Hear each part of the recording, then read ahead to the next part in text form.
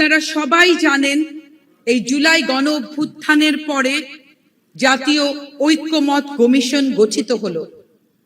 সেখানে সবাই মিলে জুলাই সনদ দীর্ঘ আলোচনার পরে জুলাই সনদ বাস্তবায়িত হবে এই সিদ্ধান্ত গ্রহণ করা হলো।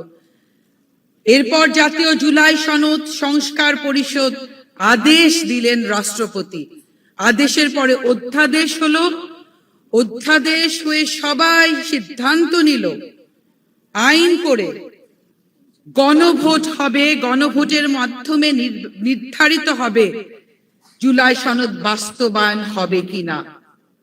আপনারা জানেন দেশের ৭০% মানুষ যে গণভোটের হ্যাঁর পক্ষে রায় দিয়েছে, সেটা যখন বাস্তবায়নের কথা আসলো তখন আমরা অবাক বিস্ময় লক্ষ্য করলাম।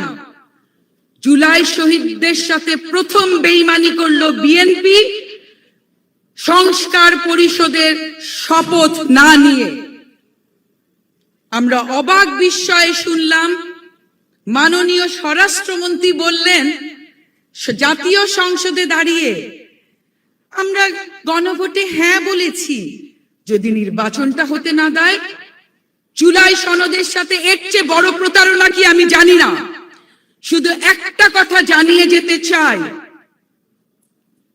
জুলাই যদি সেই দিন আমাদের মা বোন ভাই আমরা সবাই মিলে রাস্তায় নামতে পারি, আন্দোলন করতে পারি, তাহলে জুলাই শহীদদের প্রতি বেইমানির জন্য আমরা আরেকটি আন্দোলন গড়ে তুলবো ইনশাআল্লাহ। যে কোনো মূল্যে ৭০% মানুষের গণরায়ের পক্ষে আমাদের জুলাই সনদ বাস্তবায়ন করতেই হবে। আইন নিয়ে অনেক কথা শুনি, জাতীয় সংসদে আমাদের বলে সংবিধানে এটা নাই, সংবিধানে ওটা নাই। সংবিধানের কোন আর্টিকেলে গণ অভ্যুত্থান আছে? সংবিধানের কোন আর্টিকেলে বলা হয়েছে যে ফ্যাসিস্ট থাকতে পারবে? সংবিধানের কোন আর্টিকেলে অন্তর্বর্তীকালীন সরকারের কথা আছে? জুলাই সনদকে বলে অবৈধ, জুলাই সনদ অধ্যাদেশকে বলে অবৈধ। আমি পরিষ্কার ভাষায় বলতে চাই, জুলাই সনদ অবৈধ হলে এই সরকারও অবৈধ, এই সরকারের সমস্ত মন্ত্রী অবৈধ। এই জন্য আপনাদেরকে আজকের অনুষ্ঠানের মাধ্যমে সরকারকে পরিষ্কার ভাষায় আমরা জানিয়ে দিতে চাই, অবিলম্বে সংসদে যে আপনারা সংশোধন কমিটি করেছেন তা বাতিল করুন। সংবিধান সংস্কার পরিষদ যেটা জুলাই সনদে আছে সেটা গঠন করুন। আমরা সংসদ সদস্যরা সেখানে যাব এবং আপনাদের জন্য জানিয়ে দিতে চাই যে সংস্কার, ওনারা বলছে সংশোধন, সংশোধন আর সংস্কারে অনেক পার্থক্য।